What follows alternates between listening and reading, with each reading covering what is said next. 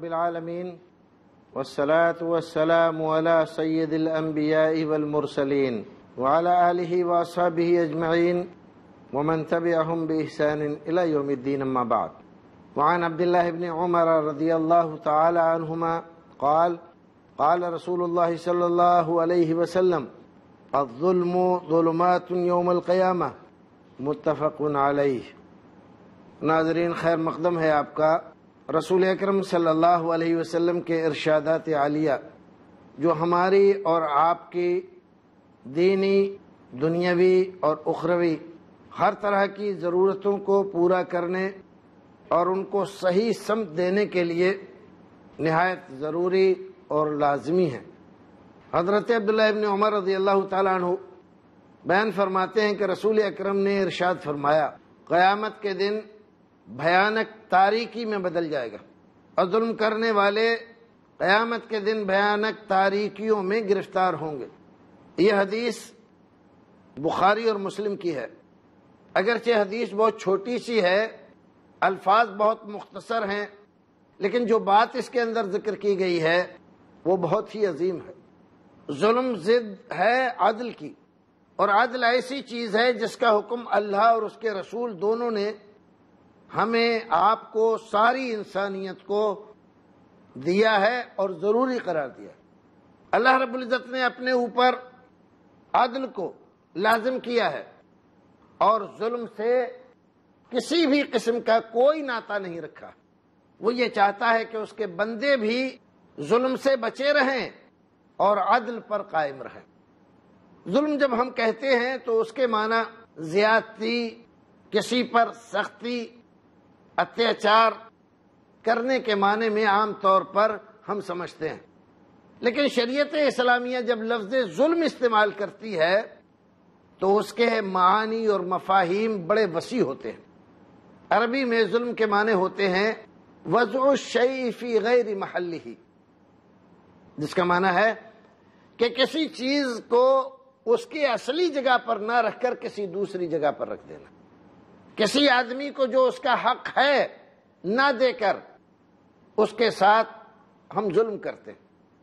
اللہ رب العزت کا جو حق ہے اگر ہم وہ حق نہیں دیتے تو اس پر ظلم کرتے ہیں. رسول اکرم صلی اللہ علیہ وسلم کا جو حق ہے اس میں اگر کوتاہی کرتے ہیں تو ہم ظلم کا ارتکاب کرتے ہیں. ماں، باپ، بھائی، بہن، بیوی، رشتہ دار، ناطے دار، پڑوسی، عام انسان جو ان کے حقوق ہمارے اوپر ہیں، اگر ان کو ہم ادا نہیں کرتے تو ہم ظلم کر رہے ہیں. ظلم کا مطلب یہ نہیں ہے کہ آپ کسی کو مارے نہیں، کسی کو گالی نہ دیں، لیکن آپ ان کے حقوق دباتے رہیں. کسی آدمی سے باتیں تو آپ بڑی چکنی چپڑی کریں، لیکن جو اس کا حق آپ کی طرف آ رہا ہے وہ دینے کے لیے تیار نہ ہوں. کھلائیں اچھا، پہنائیں اچھا، باتیں اچھی کریں، لیکن جو حق ہے اس کا وہ نہ دیں آپ. اور آپ یہ سوچیں کہ میں تو ظلم کر نہیں رہا ہوں، تو یہ بات درست نہیں ہے. اور کوئی کہے کہ نہیں آپ ظلم کر رہے ہیں تو آپ کہیں کہ میں تو بہت اچھی طرح پیش آتا ہوں، خندہ پیشانی سے کھلاتا ہوں، پلاتا ہوں، ان کو اچھی جگہ بٹھاتا ہوں، میں کہاں ظلم کر رہا ہوں؟ میں نے تو آج تک ایک انگلی بھی نہیں چھوائی ہے. تو انگلی نہ چھوانے کا مطلب یہ نہیں ہے کہ آپ عدل پر قائم ہیں اور آپ اس کے ساتھ ظلم نہیں کر رہے. ظلم کے لیے ہاتھ ڈنڈے کا استعمال کرنا ہی ضروری نہیں ہے. کسی کا واقعی حق جو آپ کی طرف ہے وہ نہ دینا یہ ظلم میں شامل ہے، اور شریعت اسی کو ظلم کہتی ہے. اس لیے قرآن میں فرمایا ان الشرک لظلم عظیم، شرک سب سے بڑا ظلم ہے، شرک سے بڑا کوئی ظلم نہیں ہے. تو دیکھیے اللہ رب العزت کا جو حق ہے ہمارے اوپر کہ ہم اس کی وحدانیت کو تسلیم کریں، اسی کی عبادت کریں، اس کے اسماء حسنہ و صفات علیہ پر ایمان رکھنے کے ساتھ ساتھ اس کے حقوق بھی ادا کریں. اگر ایسا ہم کرتے ہیں تو ہم ظلم سے باہر نکل گئے. لیکن اگر ہم ایسا نہیں کرتے بلکہ عبادت کی کوئی قسم بھی غیر کے لیے اگر کرتے ہیں ہم، چاہے وہ مالی ہو، بدنی ہو، قولی ہو، تو ہم ظلم کرتے ہیں، اور یہ ظلم ہم کسی اور کے اوپر نہیں، اللہ رب العزت کے خلاف کر رہے ہیں، اور اس کو قرآن ظلم عظیم فرما رہا ہے۔ ان الشرک لظلم عظیم، شرک ظلم عظیم ہے، سب سے بڑا ظلم ہے۔ کیوں؟ اس لیے کہ وہ تمہارا خالق ہے، مالک ہے، روزی رساں ہے، تمام ضرورتیں پوری کرنے والا ہے، تمہاری ہر ایک چیز اس کے اختیار میں ہے، یہ ساری کائنات اس کے اختیار میں ہے، اور تم اس کے درجے اور مرتبے کو بھول کر جو کام اس کے لیے کرنا چاہیے دوسروں کے لیے کر رہے ہو، تو تم سب سے بڑا ظلم کر رہے ہو۔ تم سے بڑا ظالم کوئی نہیں۔ بہت سارے لوگ ہیں جو اپنے آپ کو سمجھتے ہیں ہم نمازی ہیں، روزے دار ہیں، پرہیزگار ہیں، تہجد گزار ہیں، حالانکہ وہ شرک کرتے ہیں۔ وہ یہ نہ سمجھیں کہ ہم عادل ہیں، عدل پر قائم ہیں۔ ان کی یہ نماز، ان کا یہ روزہ، ان کی یہ حج، زکوٰۃ اور یہ خیرات، صدقات، یہ ساری چیزیں اس ظلم کے ساتھ اللہ رب العزت کے یہاں قبول نہیں ہوں گے۔ جب تک یہ ظلم نہیں چھوڑے گا تب تک اللہ رب العزت اس کی کوئی چیز قبول نہیں کرے گا۔ سب سے بڑا ظلم اللہ رب العزت کے ساتھ شریک ٹھہرانا کسی کو۔ شریک ٹھہرانا جب یہ لفظ استعمال کرتے ہیں تو ناظرین کبھی یہ نہ سمجھیں آپ کہ جیسے اللہ رب العزت کو ہم اللہ خالق و مالک مانتے ہیں، ایسا ہی کسی دوسرے کو اگر سمجھیں گے تو یہ شریک ٹھہرانا ہوگا، اور اگر ایسا نہ سمجھیں تو شریک ٹھہرانا نہ ہوگا۔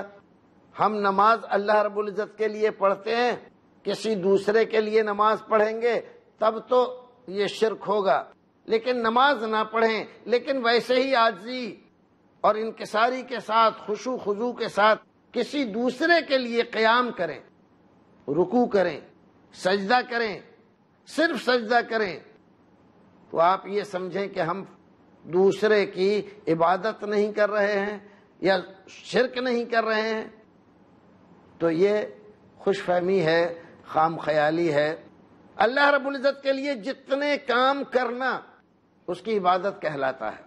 قیام کرنا اس کے لیے خشوع خضوع کے ساتھ، یہ عبادت ہے اس کی۔ اس نے کہا وَقُومُوا لِلَّهِ قَانِتِينَ، اللہ کے لیے خاموشی کے ساتھ نہایت اہتمام سے کھڑے ہو جاؤ۔ دیکھیے مشرکین مکہ جن کو قرآن بار بار کافر کہتا ہے، جن کو مشرک کہتا ہے، ان کا شرک کیا تھا؟ قرآن سے اگر ہم پوچھیں تو قرآن بتلاتا ہے وَلَئِن سَأَلْتَهُم مَّنْ خَلَقَ السَّمَاوَاتِ وَالْأَرْضِ، اگر آپ ان سے پوچھیں گے آسمان کس نے بنایا، زمین کس نے بنائی، تو یہ کیا جواب دیں گے؟ اللہ نے۔ آسمان زمین کا مالک کون ہے اور عرش عظیم کا مالک کون ہے؟ یہ جواب کیا دیں گے؟ اللہ۔ بارش کون برساتا ہے، بادلوں کو کون لے کر آتا ہے، اور مردہ زمین میں جان ڈال کر دوبارہ لہلہاتی ہوئی کھیتیاں کون تیار کرتا ہے، یہ کیا جواب دیں گے؟ اللہ۔ آپ ذرا پھر ان سے پوچھئے فَأَنَّا تُؤْفَكُونَ فَأَنَّا تُسْحَرُونَ، پھر تمہیں ہوا کیا ہے جب یہ مانتے ہو کہ پیدا کرنے والا وہ ہے، مانتے ہو آسمان اس نے بنایا، زمین اس نے بنائی، عرش عظیم کو اس نے بنایا اور وہی مالک ہے، ہوائیں وہی چلاتا ہے، مارتا وہی ہے، جلاتا وہی ہے، تو پھر تمہیں ہوا کیا ہے؟ کس نے جادو کر دیا ہے تمہارے اوپر کہ پھر دوسروں کو حاجت روا اور مشکل کشا بھی مانتے ہو؟ جب ان سے یہ کہا گیا کہ تم شرک کرتے ہو اور تم غیر اللہ کی عبادت کرتے ہو، تو مشرکین مکہ نے، مکہ کے کافروں نے انکار کیا کہ نہ نہ نہ نہ، یہ الزام ہے ہمارے اوپر، یہ کیا کہا آپ نے؟ ہم عبادت کرتے ہیں کسی اور کی؟ بالکل نہیں۔ مَا نَعْبُدُهُمْ إِلَّا لِيُقَرِّبُونَ إِلَى اللَّهِ زُلْفَىٰ، یہ جو ہم بزرگوں کے سامنے جو کچھ چڑھاوے پیش کرتے ہیں، جو قربانیاں پیش کرتے ہیں، جو نظر و نیاز رکھتے ہیں، اس لیے نہیں کہ ہم ان کو اللہ مانتے ہیں، اس لیے نہیں کہ ہم یہ سمجھتے ہیں کہ یہ زمین و آسمان کے پیدا کرنے والے اور اس میں نفع و نقصان پہنچانے والے ہیں، اس لیے نہیں۔ پھر کس لیے؟ جب ان کو اللہ جیسا نہیں مانتے پھر کس لیے یہ سب کچھ کرتے ہو ان کے ساتھ؟ تو کہنے لگے ما نعبدہم الا لیقربونا الی اللہ زلفیٰ، ان کو صرف ہم سفارشی مانتے ہیں، یہ ہمارے لیے محض وسیلہ ہیں، اللہ رب العزت کے دربار تک پہنچنے کے لیے ان کو ہم استعمال کرتے ہیں تاکہ یہ ہمیں اللہ سے قریب کر دیں۔ وہ کیوں؟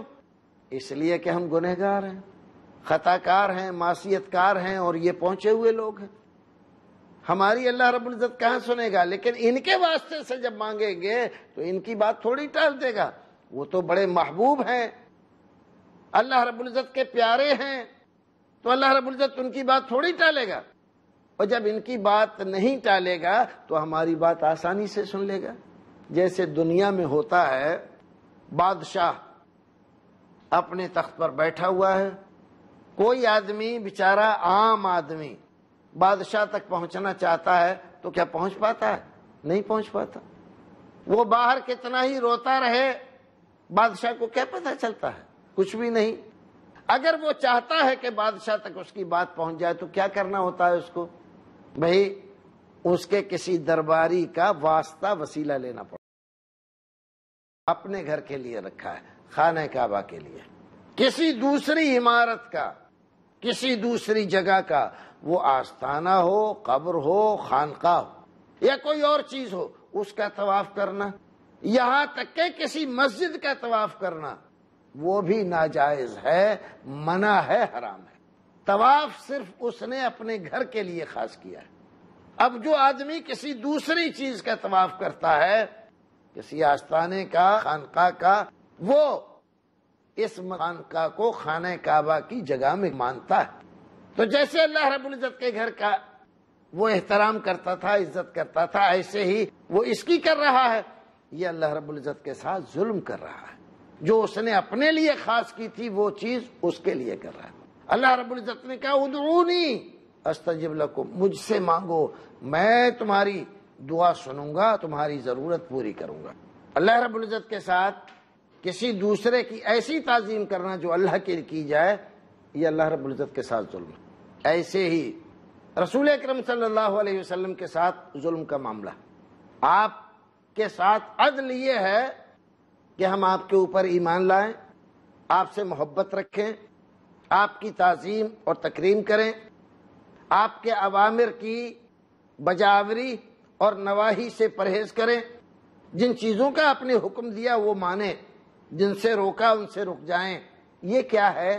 یہ عدل ہے رسول اکرم صلی اللہ علیہ وسلم کے ساتھ۔ لیکن اس کے برخلاف کریں، اگر ہم رسول اکرم صلی اللہ علیہ وسلم پر ایمان تو لائیں لیکن آپ کی بات نہ مانیں، دوسروں کی باتوں کو آپ کی باتوں کے مقابلے میں زیادہ اہمیت دیں، آپ کا حکم مل جائے ہمیں، پھر ہم آپ کے حکم پر بس نہ کریں بلکہ ادھر ادھر دوسرے لوگوں کی طرف جائیں، ان سے فیصلے کرائیں، تو یہ رسول اکرم صلی اللہ علیہ وسلم کی نہ تعظیم، نہ توقیر اور نہ آپ کے ساتھ عدل، بلکہ یہ ظلم ہے آپ کے ساتھ۔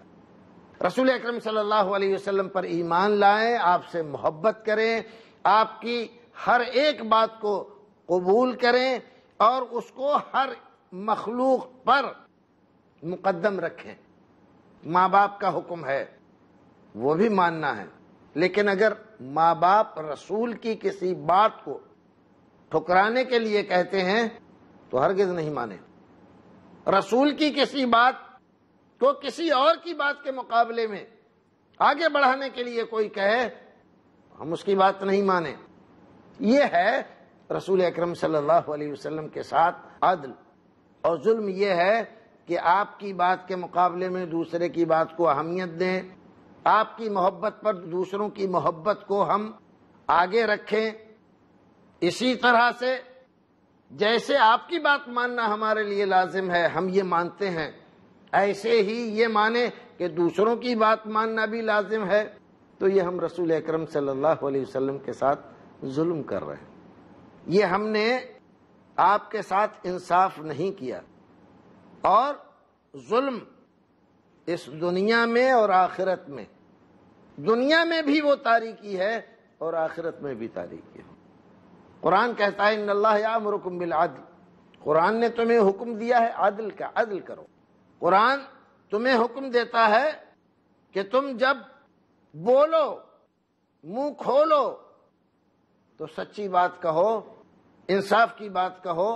ان اللہ یامرکم بالعدل والاحسان وایتاء ذی القربى وینہی عن الفحشاء والمنکر، عدل کا حکم دیتا ہے، منکر سے روکتا ہے، فحش کاری سے بچاتا ہے، اور اپنے عزیزوں، رشتہ داروں، ناطے داروں، ان تمام کے ساتھ انصاف سے پیش آنے اور ان کے ساتھ بھلائی کرنے کا حکم قرآن دیتا ہے۔ ایسا آپ کرتے ہیں تو آپ عدل پر قائم ہیں، ورنہ آپ ظلم کر رہے ہیں، اور ظلم کا معاملہ بہت خطرناک ہے۔ نبی اکرم صلی اللہ علیہ وسلم کے حقوق جو ہمارے اوپر عائد ہوتے ہیں ان کو ادا نہ کرنا، یہ بھی بہت بڑا ظلم ہے۔ نبی اکرم صلی اللہ علیہ وسلم کو قرآن جس حیثیت سے پیش کرتا ہے اس کا تقاضا ہے کہ نبی اکرم صلی اللہ علیہ وسلم تمام لوگوں سے زیادہ ہمارے لیے اہمیت رکھتے ہیں، یہاں تک کہ ہماری جان سے زیادہ۔ اولا بالمؤمنین من انفسہم، مومنوں کے لیے نبی اکرم صلی اللہ علیہ وسلم ان کی جان سے زیادہ عزیز اور زیادہ اہمیت رکھتے ہیں۔ اسی طرح سے وارحم بہم، زیادہ ان پر رحیم ہیں۔ ہمارا بھائی، ہمارا دوست، ہمارے رشتہ دار، ہمارے ماں باپ اتنے ہمارے اوپر مہربان نہیں ہیں جتنے ہمارے رسول ہمارے اوپر مہربان۔ تو رسول اکرم صلی اللہ علیہ وسلم کے حقوق ہم ادا نہ کریں تو یہ ظلم ہوگا کہ رسول اکرم صلی اللہ علیہ وسلم ہمارے اوپر ہمارے ماں باپ سے زیادہ مہربان اور رحیم ہوں اور ہم رسول اکرم کے حقوق کی خلاف ورزی کریں، تو یہ رسول اکرم صلی اللہ علیہ وسلم کا حق ہم نے ادا نہیں کیا، گویا کہ ہم نے آپ کے ساتھ ظلم کیا۔